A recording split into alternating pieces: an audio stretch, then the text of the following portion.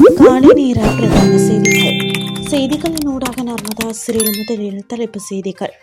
திருகோணமலை மட்டக்களப்பு மக்களுக்கு வெள்ள அபாய எச்சரிக்கை. வாகனத்தில் பயணிப்போர் அவதானம், 9,000 பேருக்கு அபராதம். வயிற்றில் 10 சென்டிமீட்டர் கத்தரிக்கோள், சத்திர சிகிச்சையால் நேர்ந்த விபரீதம். இனி விரிவான செய்திகள்.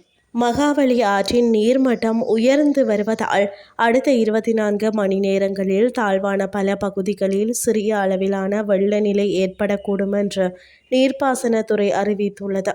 அதன்படி பொலனறுவை மாவட்டத்தின் தமன்கடுவ, லங்காபுர, திம்புலாகல மற்றும் வெலிகந்த பகுதியிலும், திருகோணமலை மாவட்டத்தின் சேருவில, கிண்ணியா மற்றும் மூதூர் பிரதேச செயலக பிரிவுகளிலும், மகாவலி ஆற்றுக்கு அருகில் உள்ள தாழ்வான பகுதிகளில் வசிக்கும் மக்கள் இது குறித்து அதிக கவனத்துடன் இருக்க வேண்டும் என்று அறிவிப்பில் தெரிவிக்கப்பட்டுள்ளது.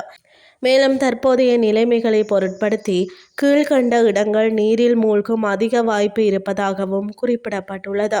மட்டக்களப்பு பொலனறுவை பிரதான வீதியின் கல்லெல்ல பகுதி, சோமாவதி ராஜமகாவிகாரைக்கு செல்லும் அணுகுமார்க்கம், சோமாவதிய ராஜமகாவிகாரை வளாகம் மற்றும் அதை சுற்றியுள்ள தாழ்வான பகுதிகள். எனவே குறித்த பகுதிகளில் வசிக்கும் மக்கள் மற்றும் சாலை பயனாளர்கள் விழிப்புடன் இருந்து அனர்த்த மேலாண்மை பிரிவுகள் வழங்கும் அறிவுறுத்தல்களை பின்பற்றுமாறு நீர்ப்பாசனத்துறை மேலும் கேட்டுக்கொண்டுள்ளது. இலங்கையின் அதிவேக நெடுஞ்சாலைகளில் பயணிக்கையில் ஆசனப்பட்டிகளை அணிய வேண்டும் என்ற சட்டத்தை மீறிய சுமார் 9,000 சாரதிகள் மற்றும் பயணிகளுக்கு அபராதம் விதிக்கப்பட்டுள்ளதாக தெரிவிக்கப்பட்டுள்ளது.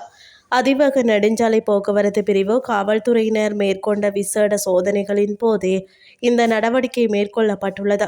அதிவேக நெடுஞ்சாலைகளின் உள்நுழைவு மற்றும் வெளியேற்றும் அனைத்து இடங்களிலும் சாரதிகள் மற்றும் பயணிகள் பாதுகாப்பு பட்டிகளை அணிந்துள்ளனரா என்பது குறித்து காவல்துறை அதிகாரிகளால் தீவிரமாக பரிசோதிக்கப்படுகிறது.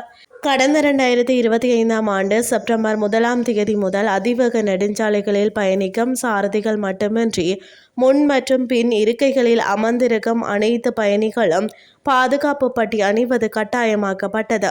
வீதி பாதுகாப்பை மேம்படுத்துதல் மற்றும் விபத்துக்கள் ஏற்படும் போது ஏற்படக்கூடிய காயங்கள் அல்லது உயிரிழப்புகளை குறைப்பதே இந்த சட்டத்தின் பிரதான நோக்கமாகும். வெறும் அபராத பணத்திலிருந்து தப்பிப்பதற்காக அன்றி தமது மற்றும் ஏனைய பயணிகளின் உயிர் பாதுகாப்பை கருத்தில் கொண்டு இந்த சட்டத்திற்கு மதிப்பளிக்குமாறு காவல்துறை சாரதிகளை கேட்டுக்கொண்டுள்ளது. இனி வெளிநாட்டு செய்திகள். இந்தியாவில் கேரள மாநிலத்தை சேர்ந்த பெண் ஒருவரின் வயிற்றில் 10 சென்டிமீட்டர் நீள கத்தரிக்கோள் இருப்பது கண்டறியப்பட்டுள்ளமை அதிர்ச்சியை ஏற்படுத்தியுள்ளது.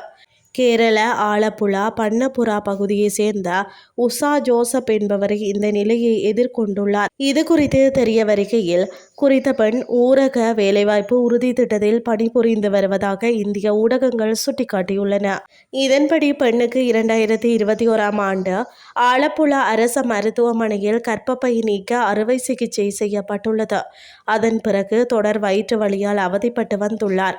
பல மருத்துவமனைகளில் சிகிச்சை பெற்றும் வலி குறையவில்லை என கூறப்படுகிறது. ஆண்டு கணக்கில் மாத்திரை சாப்பிட்டு வந்ததால் அவருக்கு சிறுநீர் கழிப்பதில் பிரச்சனை ஏற்பட்டு சிறுநீர் ரத்தம் வெளியேறியுள்ளது.